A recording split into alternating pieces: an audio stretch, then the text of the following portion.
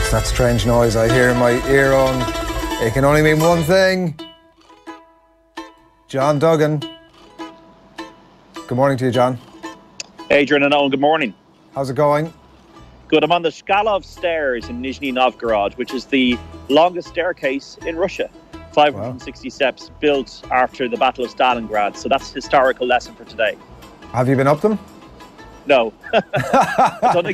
I don't think it'd be a good idea. I think I'd be out of breath for this broadcast if I did. But I might go up them for the World Cup Daily Show and see the Kremlin here. There's also a Kremlin here, which was built in the 16th century. And to be honest, Argentina, if they were here now, they probably wouldn't be able to get into the Kremlin. And like if you metaphorically say that the World Cup is behind the walls, they're not going to get there.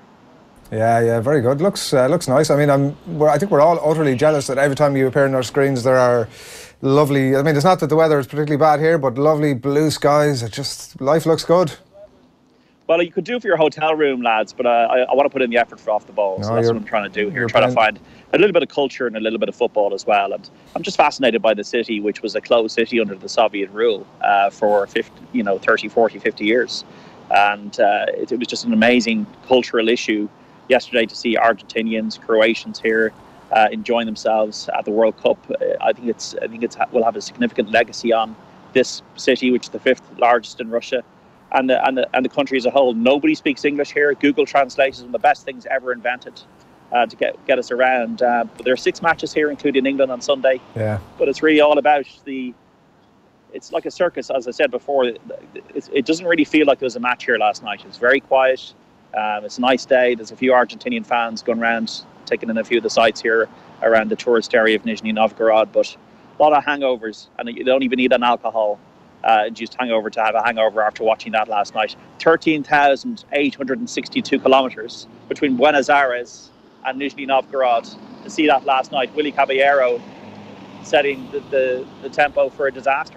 Yeah, we've just been discussing the back pages over here. I don't know if you tuned in for that, but I mean, Lionel Messi, John, features in them all, like a dejected looking Lionel Messi, sort of with his head hung low. Everybody's sort of tapping into that today. Give us a sense of looking at him last night. Like, it is difficult enough on the TV. You see him sort of flashing into the screen every now and then, almost mentioning about it hanging out on the right for quite a considerable amount of the game. Give us a sense of what your impressions of him and his performance last night were. Well, I was at the game on Saturday as well, and I saw the same thing on Saturday as I did last night. The guy's not enjoying it. No smiles, no handshakes, no glad handling. When he came out, he was all business. The only smiles he had were for Ivan Rakitic, his teammate at Barcelona, and for the ball boys and the mascots.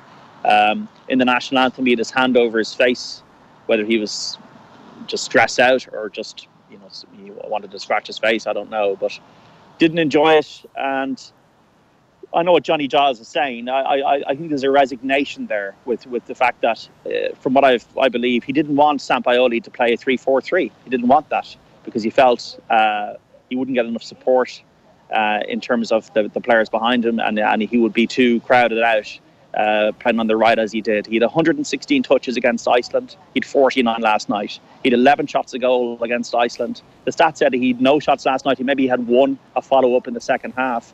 But he was isolated and the heads dropped. And for me, if you're talking about the greatest player of all time, somebody who scored over 600 goals for club and country, I think you need to see a little bit of leadership. I think on Saturday, he wanted the ball. He was probably given the ball too much. Last night, he wasn't given the ball at all. And when he felt that the game was slipping away from him, I didn't see that. He's not a player who, unlike Ronaldo, who I watched the other day against Morocco, is constantly berating the players, preening, sometimes doing the Torvin and Dean act, the theatrical act. But there's a constant narrative of Ronaldo in the picture, whether he has the ball or not. When Messi isn't firing, or he doesn't have the ball, or he isn't creating something or accelerating and showing what a brilliant player he is, he's not in it at all. He's just moving around on his own. And I find, from a leadership perspective, when I watched Diego Maradona as a 7-year-old, this guy ran the show from box to box. Of course, Messi's a different type of player, but it's that leadership, and it's that come on lads, and it's the kind of getting your teammates up for it. That I don't see that from anybody in the Argentina team. Didn't see it from Mascherano, didn't see it from Messi. Of course, they took Aguero off, and the coach has got a lot to answer for. He looked like a guy who wanted to get into a nightclub before the game, or during the game, and he looked like a nightclub bouncer who'd lost the head. towards the end of the game with the jacket off. He, for the 13th time, changed his team. He went for a 3-4-3 now. How can you change both? You take 3 players out of the team and you change your formation with a space of days. They played better on Saturday than they did last night. And he took out some serious players in the team that might have argued, like Di Maria could argue that he shouldn't have been in the team, but why was Pavon not coming into the team? The system, ultimately, he doesn't know what his best team is. He doesn't know what his best system is. And I think the players can see that. There's a complete lack of leadership from the get-go. And I think that they suffered as a result dramatically, that when Willy Caballero's error allowed Croatia into it. Croatia had their shape the whole game. There was one period when they were, I think, 1-0 up, 10 men behind the ball when Argentina were attacking. And Luka Modric had an outstanding game and scored a great goal to win it.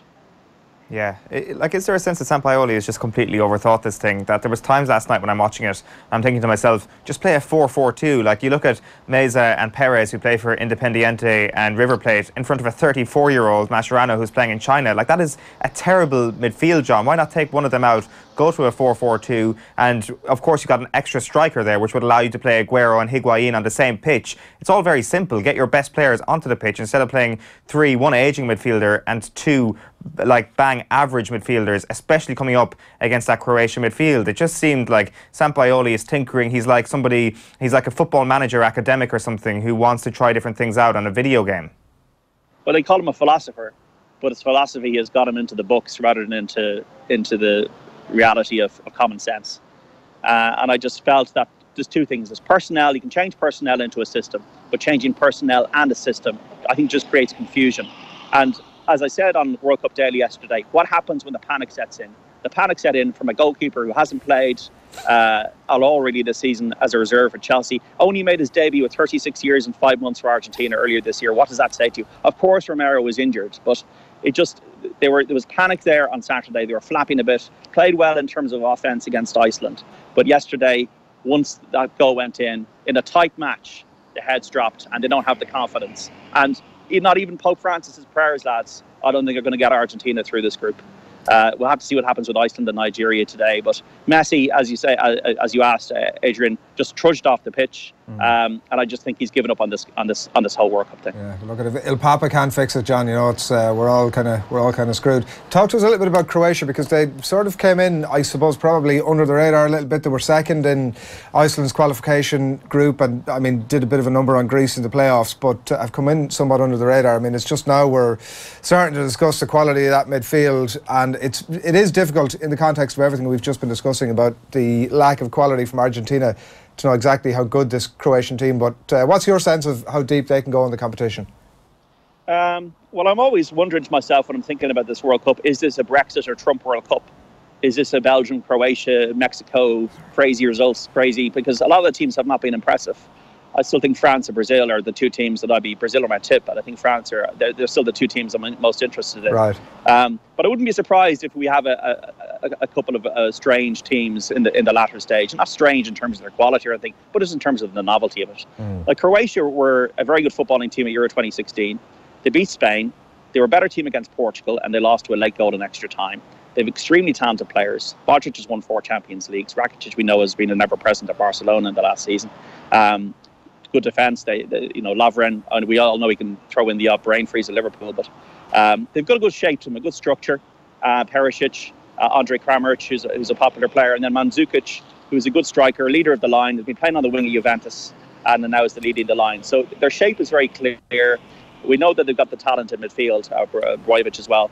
But they're a team that I think that they can beat anybody on their day. I thought they were poor in the first half. I thought they improved in the second half, but did Argentina make them look good? I mean, even early in the game, they were making huge hay down the channels, on the flanks, which is another tactical highlight about Sampaoli's thinking. I think if they top the group, they'll probably be playing Denmark. So I think they could beat Denmark, and then they might be playing Spain in the quarterfinals. They could be one of them. They could beat Spain, they could beat Denmark on their day. Can they beat both of them? And that's the kind of question I would ask, is can they beat 2 teams to get to a semi-final as they did in 1998? But at least they have a structure, at least they have a shape, at least they have a talent. I think the question mark a lot of people had about Croatia was they had a lot of off-field issues. Their coach is new, they sacked their last coach. Modric is involved at home in a perjury trial relating to a tax fraud case from a Mr. Big of Croatian football. He used to be a man called Mr. Mamic. He used to be at Dinamo Zagreb. Lovren's got embroiled in this as well. So that has caused a bit of tension between Modric, Lovren and the fans, whereas Kramaric, who didn't play any part of this, is seen as a bit of a hero in Croatia. So that would have been... I always think with some of these countries like Croatia, Serbia, sometimes the off-the-field issues can cloud their... Like they send Kalinic home during the week. I'm kind of thinking, what's going on behind the scenes here? But actually, rather than Croatia, I think it's Argentina that are the country with the issues behind the scenes. Are you definitely ruling Argentina out of this? Like Nigeria against Iceland today, Iceland going into big tournament matches favourites for the first time, really, like in their kind of brief history as kind of footballing, somebody who can go toe to toe with footballing superpowers. Like they had 22% of possession against Argentina. It wasn't an earth-shatteringly amazing performance from Iceland. Nigeria are looking around their dressing room after a pretty woeful performance against Croatia, but we know that they're not that bad. We know that the players that they have can cause Iceland problems. That it wouldn't be the shock of the tournament were Nigeria to beat Iceland tonight. At which point Argentina, the door is open for them again. Yeah, the door is open, but the door is open for delaying the inevitable. Look, we're talking here about Argentina winning the World Cup. We're not talking about them getting out of the group stage. We're talking about them winning the World Cup. And you're only delaying the inevitable if they're going to play France in the last 16. They're a rabble. That's what I'm talking about. They're a rabble, aren't they? I mean, looking at them last night... Yeah, they're a mess. They're a mess. They're an absolute mess. And the mess comes from the Argentinian Football Association. This is Sampaoli's their third coach. He's won a Copa America. But I think the pressure has got so much on him. I think he's lost the head. And I think that Messi can see that. But I can't believe they got to the final 4 years ago watching what I saw last night. Yeah. And they were much better on Saturday, in my view. Having watched two games, I think I've watched football for long enough to know they were much better on Saturday. And maybe Croatia are a much better team than Iceland. But no shape, no cohesion, no plan, nothing. Croatia have Iceland to come in their final group game. We're going to get a look at them against Nigeria a bit later today, so we'll see how that group pans out. But certainly Croatia turning into potentially one of the stories of the tournament so far. So England are coming to town on Sunday night, John, if I'm right. So assuming sort of 48 hours out that the town is overrun by the tens of thousands of English fans that have descended on the city? No, not at all. Haven't seen any of them. I think they're coming through on probably sleeper trains from Moscow, which I did the other day. I said they'll be in and out, guys. They got such a huge travel. They've got it really tough. I don't know who's doing the travel plans in terms of the gods for England. Like they've got to go to Volgograd, down the south, then here, which is 400 kilometers east of Moscow, then go off to Kaliningrad, which is more near Gdansk in Poland than anywhere else. So it's almost like I think it's an in and out job for the English. Yeah, well, yeah, that's good point, Tom. No, I just think they're coming in and out. Obviously, we saw this issue with the team sheet being leaked by, was it Steve Holland? It was like Nick Faldo in their Ryder Cup selections. That Loftus-Cheek and Marcus Rashford are apparently going to play. Now, Loftus-Cheek will replace Ali, who's had a thigh strain, but this will be interesting if it's true and if it actually transpires that Raheem Sterling is dropped for Loftus-Cheek. Maybe it doesn't matter against Panama because I think they're expected to beat Panama, one of the weaker teams in the competition. But how does it evolve down towards the Belgium game and beyond into the last 16, which England should reach after beating Tunisia the other day?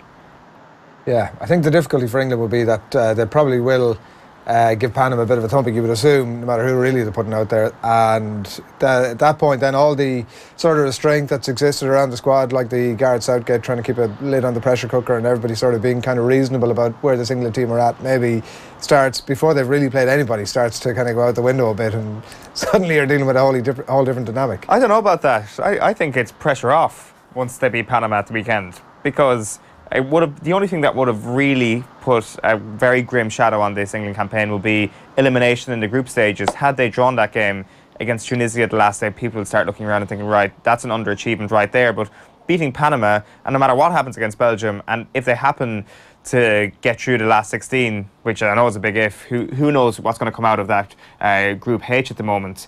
Like, I think it's expected. A last 16 is expected. And of course, the expectancy, as Adrian says, will grow for the last 16 match against the Group H runner-up or winner. But I still think that Panama is the last thing ticked off in the fully expected list of Gareth Southgate's to-do things. I think a lot will depend on what happens against Belgium. And Belgium were good the other day. I think that'll be a fascinating match. I'm going to it for offtheball.com. We'll really learn a lot about where England are then. But yeah, I would agree with you, Owen. I saw the Poland-Senegal today. It was a poor match. I think I've been to 6 matches, guys. I've only seen 2 good games of the World Cup. Of course, it's great to be here. It's fantastic to be here. What a privilege. But in terms of the matches that I've seen, excuse me, a fly just intervened. I've only seen 2 good games, Germany-Mexico, and Argentina-Iceland was a pretty good game. And I saw 1 good performance in the second half, which is Croatia last night. The rest of it has been average. Poland-Senegal was an average match. Colombia-Japan, we obviously saw that Colombia were up against it with 10 men. I don't think it really matters, as you say, Owen, like who England or Belgium faced in that group. It's what happens when they get to say, I don't think they can fear anybody as much as they fear Brazil or Germany if they're in the different side of the draw, or Spain. I'm kind of enjoying it, I have to say. I know there's different experiences, the old Conhull and Brazil, but haven't been there and have not been there. But do you know what's starting me to think? That if we did go to this 114 team World Cup or whatever it is, that actually, like, the more I'm just finding that at 7 o'clock in the evening, once that game is done, I'm wanting a 9 o'clock kickoff. I'm actually sort of half coming around to this idea of an extended World Cup almost. No, just don't get me wrong here. I'm loving every second of this World Cup. Every second. What I'm just saying is the quality of the football I've seen is that I've seen 2 good matches out of 6. That's fair enough. That's all I'm saying. Yeah, but in terms of the experience, it's the greatest show on earth, without question. I actually think this could be the last great World Cup. Qatar, enough said. And I'm not so sure about the 48 teams, because one thing I've really enjoyed about this World Cup is the mix of cultures in certain cities like Moscow, where you have Mexicans, Colombians, Peruvians, Tunisians, all like at Poland, Senegal was just a brilliant experience to just see 2 nations never played each other from different continents, the fans enjoying themselves, taking photos together. That's the beauty of the World Cup for me, and also what it can do to change the tides of history. As I said, I'm sitting in a city here right now which was closed off to the world for decades, and now you have 6 games here with Panamanians. I saw a Panamanian man earlier on walking down the street. It's just absolutely fantastic. And that is the best thing about the World Cup. The football, of course, like Italia 90, people going, oh, it was a bad World Cup or this or that. So what? For the Republic of Ireland, it changed the nation. And we had some great moments in that World Cup. England did really well in that World Cup. We had Maradona's resurgence, and Germany are deserving world champions, and Italy, the tragedy of not winning it on their own patch. So people might argue it's great or it's good or this or that. It's still the World Cup. And I think that people love it. I mean, I'm sure people at home are loving the fact that there's 3 games on a day. You can't keep up. John Colin Purcell on Facebook wants you, he says, get John to run up those steps. Yeah, well, I might lose a few pounds that I need to lose after, sampling the Russian chocolate and the kind of the delights of the last few days. I had a Russian iceberger. It's exactly the same, folks. Right. I'll put it out on Twitter. It's exactly the same as an iceberg you get back home. It's hard to beat an iceberger, I find. Like, you get all these Ben & Jerry's stuff and all this going on, but actually an iceberger it's a quality ice cream. Underrated. But this is a bit like Skellig Vaheel, lads. This is Skellig Vaheel territory. What's behind me here, in terms of the climb. But look, we might give it a go. Give it a bash, John. We'll talk to you over the weekend. Thanks a million. All right, lads. Take care. Cheers. Thanks a lot, John Duggan there, live from 150 odd steps in Nizhny Novgorod.